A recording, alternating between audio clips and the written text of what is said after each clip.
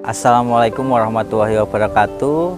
Nama saya Raindra Sahdan Mahmudin. Alamat saya adalah Desa Losari, Kecamatan Pakis, Kabupaten Magelang. Dan saya adalah seorang petani. Saya memilih dunia pertanian karena memang basic saya sekolah adalah di sektor pertanian. Dari STPW Magelang, Sekolah Tinggi Penyuluhan Pertanian Magelang, yang saat ini bertransformasi menjadi Polbangtan Yoma. Jadi di sana saya mendapatkan beasiswa full selama 4 tahun dari Kementerian Pertanian. Jadi di dalam kuliah saya itu ada namanya program kewirausahaan. Jadi mahasiswa bisa akses modal dari universitas. Sehingga itu saya ambil kesempatannya untuk di awal itu saya dulu pelihara ayam joper atau Jawa Super. Selanjutnya di situ saya mengalami kegagalan dan saya pindah bisnis ternak. Sehingga saya coba akseleratif dari mulai permodalan, dari mulai pemasaran, itu mulai saya kembangkan terus, dan saat ini saya sudah mengelola sekitar 700 ekor domba dan sapinya 20 ekor.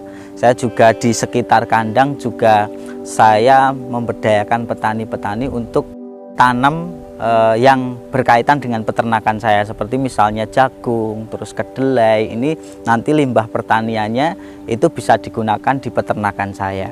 Dan ini sudah saya dampingi hampir 200 petani. Kalau peternakan domba saya, peternakan domba kalau di tempat saya paling banyak adalah domba kibas. Jadi itu karena saya mengambil segmentasi di daerah Jawa Tengah. Kalau di Jawa Tengah itu masih banyak suka domba, atau kalau di Jawa biasa disebut dengan wedhus gembel. Dan ini menjadi segmentasi terbesar saya. Dengan sistem pemeliharaan saya adalah menggunakan limbah pertanian. Jadi menggunakan pohon jagung, terus kulit kedelai, terus ampas tahu, ketela, itu yang saya gunakan. Karena tentu di dalam usaha peternakan ketika kita bisa menekan biaya produksi terutama di pakan, ini bisa menambah keuntungan kita. Dan saya sengaja membuat peternakan saya itu kandangnya sederhana karena memang ini untuk ditiru petani. Kalau petani di desa itu kalau memang mau belajar peternakan kok kandangnya investasinya sudah mahal, dia akan ragu untuk meniru saya. Sehingga saya buat kandang saya itu sederhana dengan investasi yang rendah. Tetapi kita tetap memperhatikan SOP pemeliharaannya, manajemennya tetap kita sesuaikan dengan SOP seperti pemberian obat, terus cek kesehatannya, pakannya juga proteinnya harus selalu terjaga. Ini tetap harus kita lakukan. Tetapi kandang boleh biasa saja. Karena kan prinsip kandang kan yang penting dia bisa untuk tempat berteduh ternak, bisa untuk ternak itu yang penting nyaman. Yang penting kalau prinsip dalam beternak saya adalah ketika ternak itu sehat dan pakannya tercukupi, maka ternak itu akan memberikan keuntungan bagi kita. Pakan yang saya gunakan itu adalah jagung, dan jagung ini relatif bertahan ketika musim kemarau. Jadi air tidak banyak pun dia bisa hidup. Dan itu kita berdayakan, kita kumpulkan petani di situ untuk menanam jagung. Bibitnya itu kita berikan. Nanti ketika panen jagungnya kita beli, dan pohon limbahnya pun kita beli untuk pakan ternak kita. Sehingga yang mulanya petani itu di musim kemarau dia tidak punya pendapatan, ini bisa terbantu dengan adanya peternakan sistem menggunakan limbah jagung. Jadi saya melihat dan memperoleh informasi kalau di luar Jawa itu limbah jagung hanya buang, hanya dibakar. Nah ini sebenarnya kalau suatu saat teman-teman yang ada di daerah luar Jawa yang mempunyai potensi tentang jagung ini bisa digunakan untuk peternakan. Karena ini jelas menekan biaya.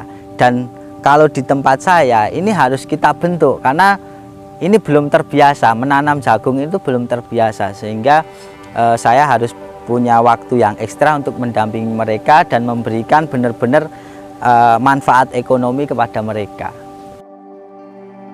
Tadi berbicara tentang peternakan, saya di sektor pertaniannya itu kita fokusnya adalah tadi saya utamanya jagung karena itu mendukung peternakan saya, tapi sekarang ini kita sudah mulai untuk menanam kedelai jenis edamame, dan ini kita kemitraan dengan perusahaan sehingga ini kita masih terbantu untuk pemasarannya karena ini kan jangkauannya ekspor, Mas. Jadi kita harus kerjasama dengan PT untuk kita bisa memberdayakan petani yang mulanya hanya ditanam padi 2 kali periode dalam 1 tahun. Kita coba di periode yang ketiga nanam edamame, dan itu terbukti bahwa ketika dimanfaatkan itu pendapatannya bisa naik 2 kali lipat, dan ini akan kita kembangkan terus, akan kita beri contoh-contoh yang baik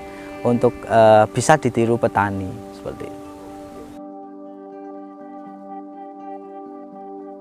Untuk omset bisnis saya saat ini kalau di bulan-bulan selain Idul Adha itu di kisaran 200 juta.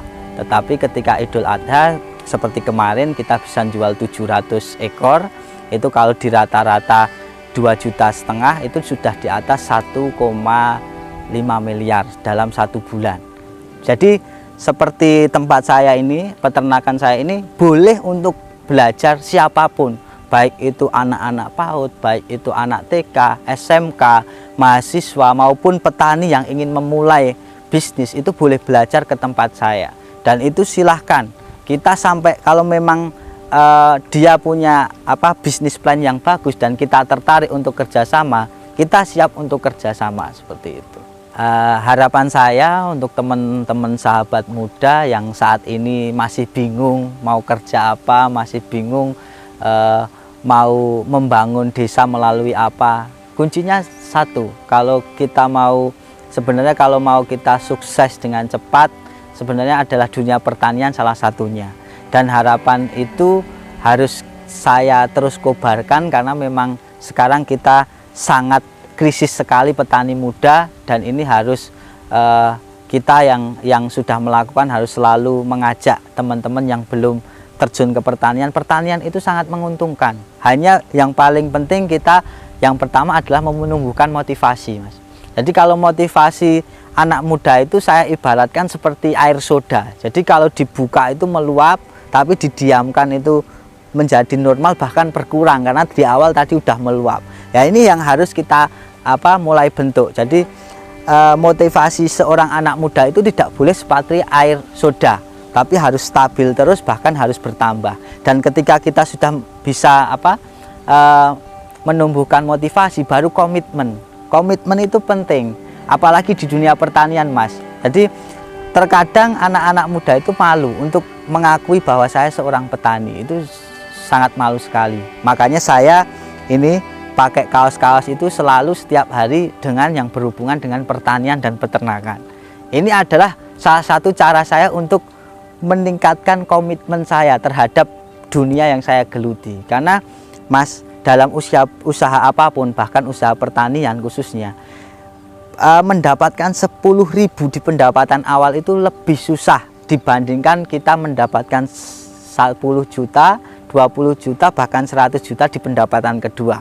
Sehingga komitmen itu sangat penting sekali untuk kita jaga. Karena kebanyakan pemuda itu belum mendapatkan keinginan yang pertama, dia udah loyo dulu, udah tidak semangat lagi. Ya, ini yang menjadi masalah, sehingga ketika mau menjadi seorang pengusaha yang sukses di usia yang masih muda, komitmen itu nomor 1 seperti itu. Tapi yang penting terus bangga dengan yang namanya dunia pertanian. Dan terima kasih sudah menonton video ini. Semoga teman-teman sahabat muda termotivasi dengan apa yang saya lakukan. Pertanian Indonesia maju.